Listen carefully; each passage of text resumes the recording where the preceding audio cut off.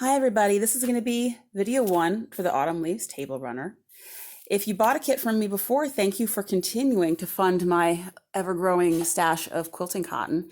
And if this is your first time buying a kit from me, what took you so long? Welcome to the group. So the first thing we're going to do is we're going to go through supplies that you got sent in the mail. You should have gotten a little stack like this. I hope you guys like the extra work I put in. In the stack is going to be a big stack of colorful fabrics. These are going to be the ones that make your leaves. The table runner itself has 9 leaves. I think I included fabric enough so you could pick out a couple that you weren't in love with, so set those aside. I think there's 10 or 12 in there, so pick out a few that you really like and set the other ones aside. Also in the stack is going to be a large bunch of background fabric. Also in the stack is going to be a piece of backing material. This will be the back of your little mini quilt. A piece of batting, this will be the fluffy stuff in the middle. A long strip of fabric that is the binding that goes around the edge.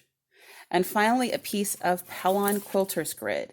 This is sold as Pellon 820 or Pellon Quilter's Grid. You can get this on Amazon, you can get this Joann's, you can get this on a number of crafting sites.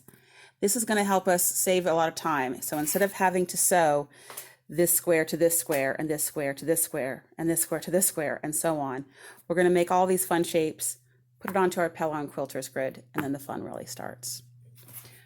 The first thing we're going to do after you've decided which of the 9 colors you're going to use for your leaves is make these little half square triangles right here.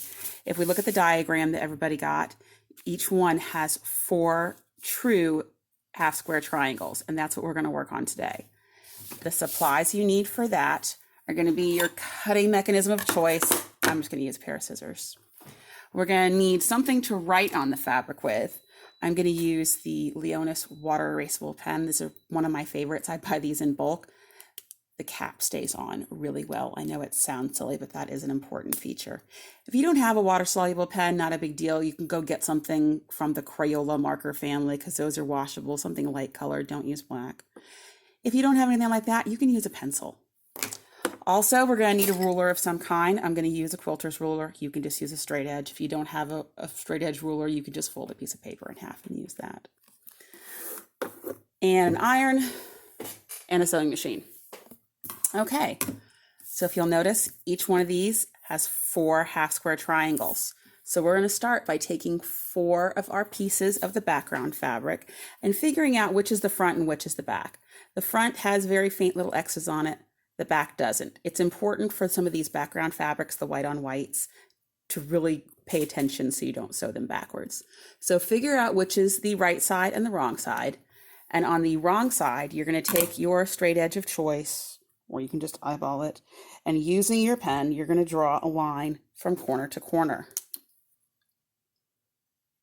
It's hard to do with this camera. There we go. All the way down. Then you're going to take one of the colors that you chose for your leaves. You're going to put them right sides together. Then you're going to sew on that line. This is a one-off. This is how to make 1 half square triangle from 2 pieces of fabric. There's several different ways of doing half square triangles. If you sew on either side of this line and then trim these off, you'll get 2 half square triangles. The problem is they'll be smaller than this. So for this, we're using the wasteful method and we're just doing one at a time. So take this over to your sewing machine and sew right on that line.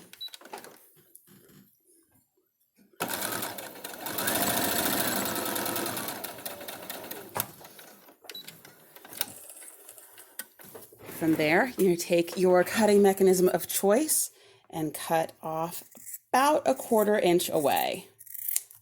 Eyeball it. Take that over to your ironing surface of choice and iron it nice and flat. We've got our first half square triangle. So for each of the leaves, you're going to do 4 of these. Again, we're just going to take the wrong side of our fabric. We're going to draw a line down the back of it. We're going to combine that with one of our colorful squares. We're going to put right sides together. We're going to sew on that line.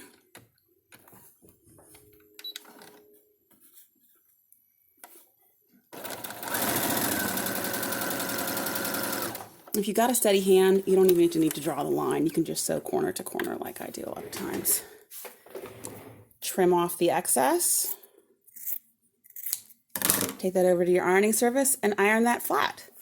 So once you've done 4 of those, do 4 of them for all the rest of them and keep them organized in your piles. For the next video, I'm going to show you how to make, it's kind of like a modified half square triangle, how to make this stem. It's a little bit more complicated, but still super beginner friendly. Okay, thanks again for everybody who bought the kit, and I'll see you in a couple days. Video 2 of the Autumn Leaves Table Runner. In the first video, we took all of our squares and we made the half square triangle, so we should have a nice stack of those. In this video, I'm going to show you how to make the little stem part. For each one of the leaves, you're going to make 1 stem. You're going to need 1 colored piece of fabric and 2 of the background ones. You're going to take on the wrong side, back of your colored fabric, and you're going to put 2 little lines on it, about 1/4 inch away from the corner, right there and right there.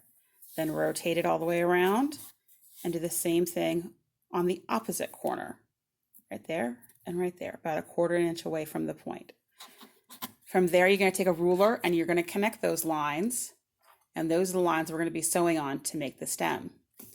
So from here, we're going to take one of our background pieces and we're going to put them right sides together, and you're going to sew on that line, that first one at least. So do the right one first, sewing on the line.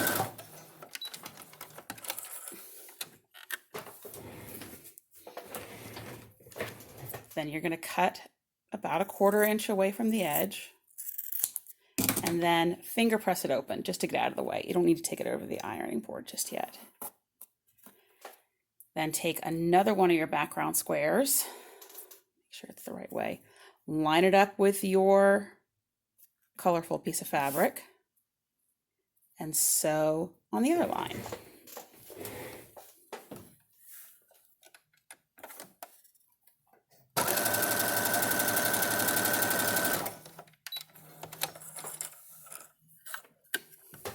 Okay, same thing like the first time, trim off at about 1/4 inch.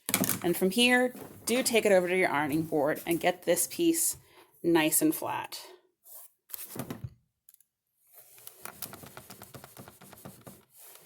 There we go. Okay, so it's a little bit wonky and it's too big. So one easy way to trim this out is to take one of your other 2.5 inch squares, line it up with your colorful piece of fabric, and then just whack off the background stuff. If you're careful, you don't even need to use a ruler. 2, 3, 4. And there we go. That's going to be the leaves. So do that 9 times or so, and then come back for the next video. Thanks, guys. Hey, everybody. This is going to be video 3 for the Autumn Leaves Table Runner. We've got all of our half square triangles sewn, and we've got all of the little modified ones for the stem sewn up. So let's go ahead and attach it to our fusible interface. First off, if you ever see any little bit extra on your fabric that I send you, here is reason 1. There's sometimes some extra stuff. And here is reason 2. There is sometimes some extra stuff. This is Macy. And this is Cheeky. Hi, sweetheart. You like the quilted table runner? I'm glad you like it so much. It's basically a place for cats to sleep. Okay, so let's talk about the fusible interface. It's got 2 surfaces. On the back of it is where the actual lines are printed. On the front is where the heat activated glue is. It's got a little bit of a texture to it. This stuff is pretty forgiving as far as interfacing go. It's a little bit thicker than some of the little lightweight stuff. I've went ahead and I've got all of mine ironed down, but I left this first part not done so I can show you how to do it. So get your diagram, print that out so you've got that ready. And you're just going to lay down the squares. Because we're going to hit this with an iron, we don't want to start the squares all the way on the heat activated interface. So we're going to have it just hanging off the edge by a little bit. That way, when we put the iron on it, the iron is not going to hit the fusible interfacing. There's a couple different ways you can do this. You can put one whole row down and then iron it, or you can just put sections down. Let me show you how to do it the row by row method. So I've got everything laid out. Pro tip, do this in some good lighting. That way you can make sure that you're putting the fabric right side up. So I'm going to hit it with nice hot iron. I'm not going to go down all the way because I don't want to risk hitting that heat activated glue and making the interface stick to my iron. So give that a good press while it's on high heat. And don't worry about missing the bottom of it. When you do the next row, you're going to hit it. Pay attention to the lines on the quilting grid. You want to try to hit a line every now and then. It's not going to line up perfectly because, again, these are 2.5-inch squares on a 1-inch grid. So go ahead and your next row and high iron almost all the way down, making sure we stay away from the interfacing. And I purposely did one wrong so I could show you how forgiving this interfacing is. If you find that you did one wrong, hit it with the iron again so it activates that glue. And then you can just peel it up and reposition it. It's pretty forgiving. There we go. There we go. Everything's laid out the right way. And go ahead and hit it with the iron. This is Pellon Quilter's Grid. It's sold as Pellon Quilter's Grid or Pellon 820. I think it's also sold overseas as Visaline Quilter's Grid. But I got it on Amazon. You can get it on Amazon. You can get it on Joann's. It's one of those things that I get a whole bolt of when it's not on sale, when it's full price, and I can use a good coupon for it. Okay, let's see how it looks. After you're done ironing everything on, take a pair of scissors and trim off the extra interfacing just under your fabric. That way we know for sure none of it's going to touch the iron when we work with it, because we're going to be ironing this a lot.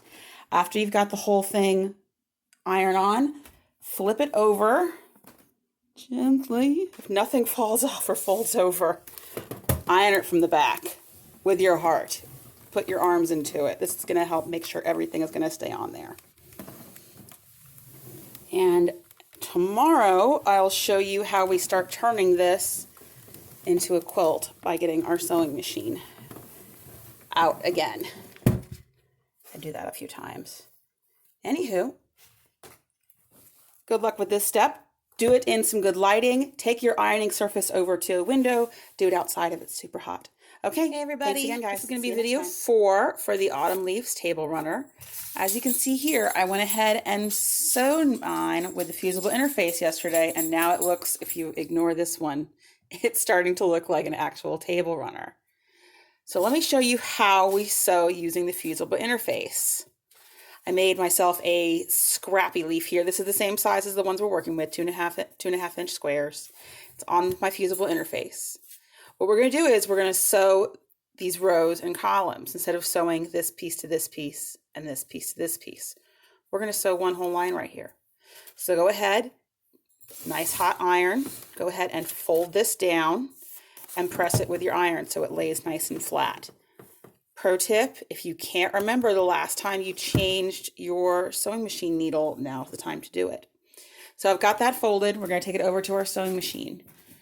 If you have a 1/4 inch foot, awesome, because that's what we're going to be working with. We want a 1/4 inch seam allowance. So we're going to use our 1/4 inch foot and sew a line down this.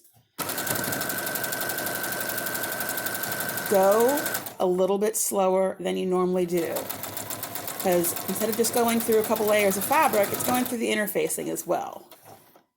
If you iron that down really well, this is going to feed through really nicely. If it's still kind of bumpy, keep both hands on it. That way it doesn't jump and dive all over the place. So we've got that sewn. Now, the next step is going to seem counterintuitive. Hey, cat. We're going to take a small pair of scissors and we're going to open up this seam. I know this seems, no pun intended, this seems counterintuitive, but it's not. We're going to open that up and lay it flat. It's easier to do it. There we go. Then you open it up. And there you go. We're going to take this over to our sewing machine or over to our ironing surface. And this project is going to get pretty bulky. So we want to distribute the bulk of this seams as best we can. We're going to do that by ironing these open. Give that a good hard press. Flip it over and repeat. I'm going to fold that down. Hit it with the iron so it's as flat as we can get it. And take it back to our sewing machine. There's my other helper.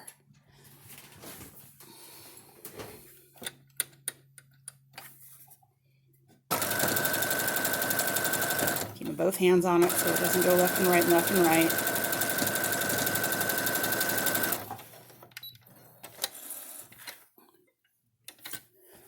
Okay. Taking a pair of scissors, smaller scissors than normal, and opening up that seam.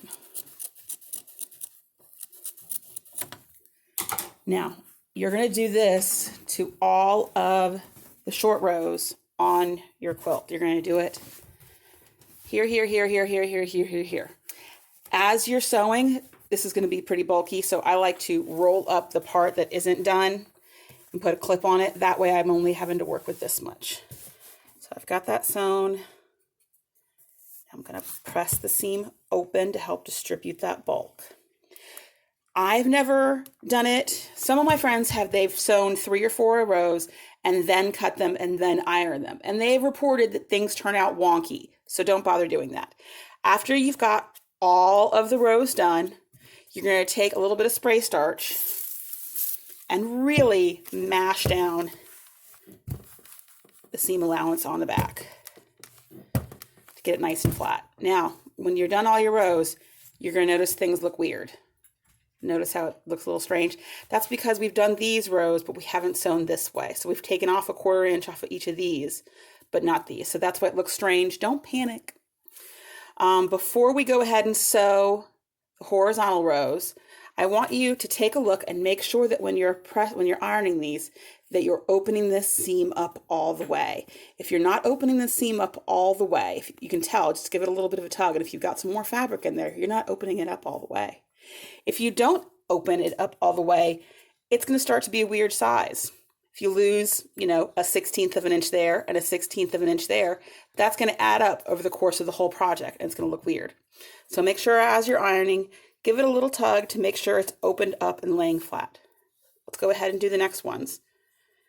Press these even more because you're going to be sewing over even more layers. And that's why we opened up these seams to lay flat to distribute that bulk. Take it over to our sewing machine.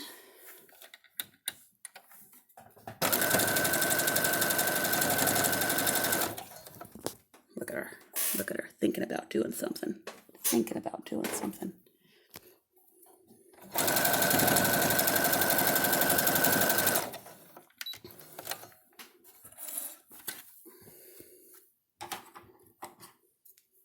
Open this up with our scissors.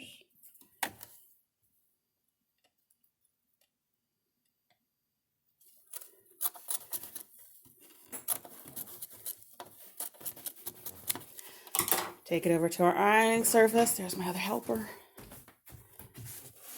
And again, really get that pressed open and distribute that bulk. Okay, flip it over, and I'm going to sew this last one. Iron that nice and flat so it's easy to go through the sewing machine.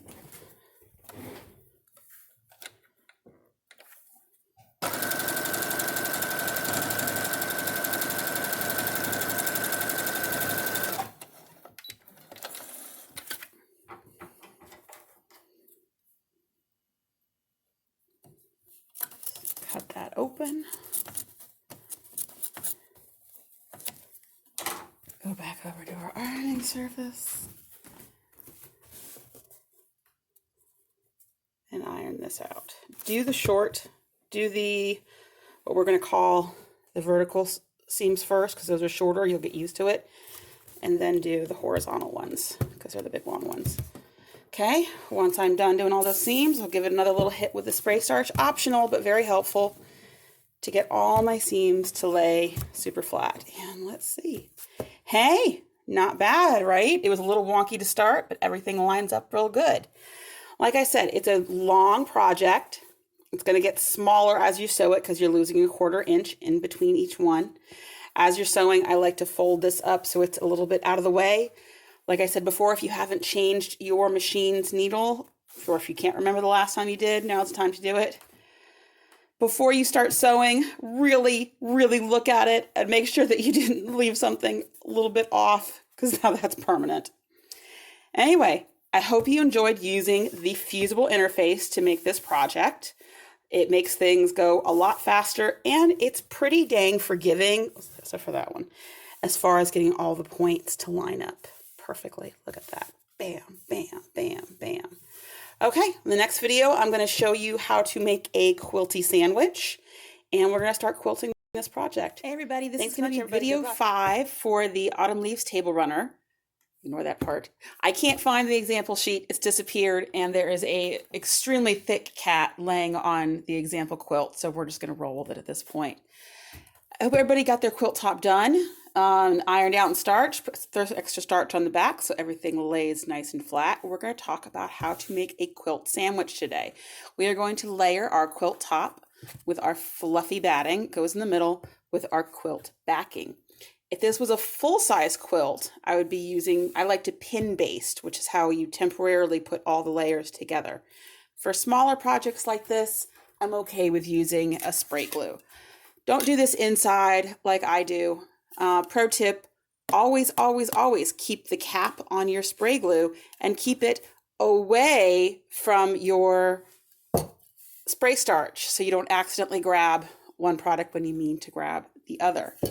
Let's do the front first. So I'm going to treat this as if you can spray baste a full-size quilt. I'm going to act like this little quilt is a full-size quilt and kind of teach you the same way. First thing you're going to do is you're going to lay out your fluffy batting so it's nice and smooth. If there's any bonus cat hairs or anything like that, get those off. And then you're going to take your project and lay it down in the middle. Smoothing it out. From there, we're going to fold over one whole half of it and take our spray glue and spray down just that side. Don't worry about going all the way out to the edge. This is just a temporary hold while we quilt it. And then starting from the middle where our fold was, smooth out. That way you're just smoothing the wrinkles from the center out versus trying to smooth the wrinkles all the way across your project. So we got that side down. Take the other side, fold it over. A little bit more spray glue. Again, do this outside if possible. And then starting from the middle, smooth out all the way out. I'm just using something that I got from Walmart, Elmer spray glue. They do make spray glues for fabric. They're going to cost a little more. They also do make basting spray glue for quilts. It's going to cost even more. I've been pretty happy with this. Let's take this, flip it over, get off any big pieces of cat hair. We're going to take our backing material. The backing material should be the biggest piece you're working with. It should be bigger than the batting, because you're never going to be able to line all 3 of those layers up perfectly. Okay, looks nice and flat. Same thing like we did the front. Fold half of it over. Hit it with some spray glue. Then starting from the center of the project, smooth everything out to the outside. And then take this side, fold it over, hit it with a little bit of spray glue,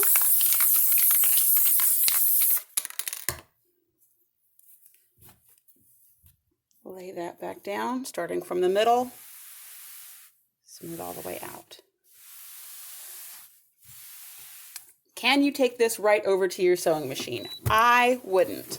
I would let, if you have the time, I would let this spray glue dry overnight or a couple hours, or like I'm doing here, I'm going to hit it with my iron and leave it to set for about an hour while it dries. You just don't want to gunk up your machine unnecessarily. Let's talk about how you'd like to quilt this. On the example quilt that the cat has gotten off of, I drew a single slightly curved line. You don't want it too steep. And then I quilted on that line, and then I echoed that line all the way across. It just gives it a little bit of movement. For this one, I'm not going to draw any lines. I'm going to use the lines that my project already has. Let's see, should I do? Yeah, I'll do crosshatch.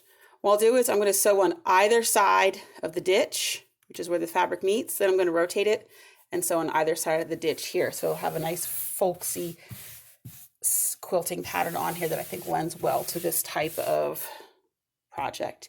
Anyway, let your project, if you're using spray glue, let it dry overnight, at least a couple hours, so you don't gunk up your machine. See, God, don't look at that. Hey everybody, this will be video 6 on the Autumn Leaves Table Runner.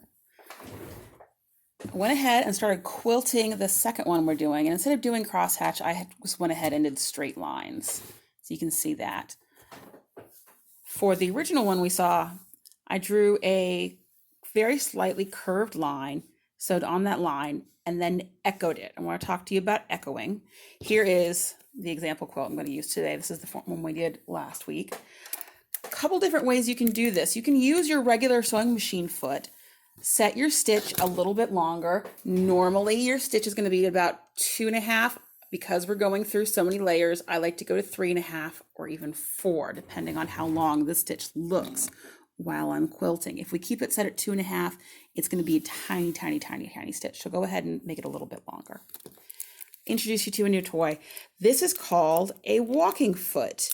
When you're sewing with your regular foot on, underneath your presser foot are these little metal teeth. Those are called feed dogs. Those are what helps the fabric move forward as you're sewing. That's what's grabbing your fabric and moving it forward. Only problem is it's only grabbing one layer. That's great for when you're piecing, but when you're quilting, you've got multiple layers.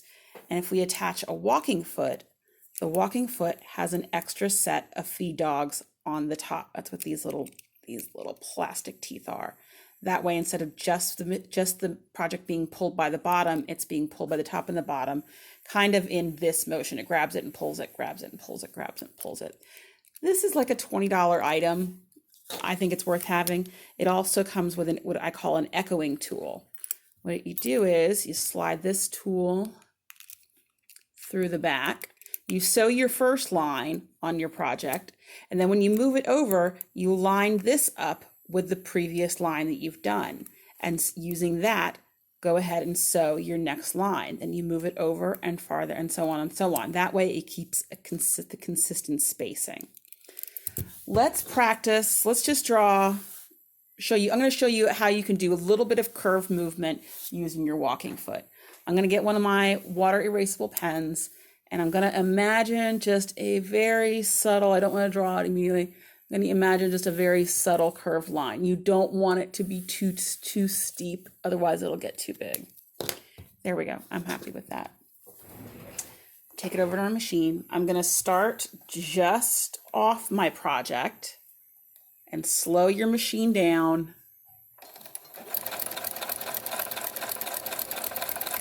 And go a little bit slower than you normally do.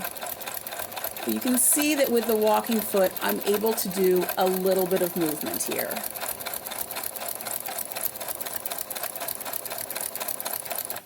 And wait until you sew just off the project before you cut. So there's my first line, okay? You don't have to have a walking foot or an echoing tool to do echoing. Let me show you how to do it. We sewed that first line. Now I'm going to move my needle all the way over to one side. That'll help give us the biggest amount of distance there. Then I'm going to line up the edge of my presser. This is a walking foot right here, but you can just line up the edge of whatever presser foot you're using with the quilting line that you just did. And then sewing a little slower than you normally sew, go ahead and do that next line. If you're going to do a curved line, an organic line, don't make it too steep, because eventually it will get so steep that you'll have a problem sewing it. If you see on this one, in the middle is a nice big curved line, but as we get tighter and tighter, it starts to get a little bit grumpy, and I just saved myself on that one. Okay, so I'll just repeat that the whole way across. Some tips for quilting. I switched to a slightly off-white natural colored thread. Experiment with different colored threads. If you're doing a large quilt, you don't have to worry. Don't think you have to use white for your thread. Don't think that you have to use the same color thread for the top as your bottom. You can use a different color for the back of your project if you want to look at it. Anyway, go ahead and finish quilting. Message me if you have any questions. And then last step we're going to do is the binding. It's the hardest thing to do. That's only because we only bind a quilt once per quilt. Every other step of the quilt, we do it 100 times. Binding is hard because you only get to do it once per quilt.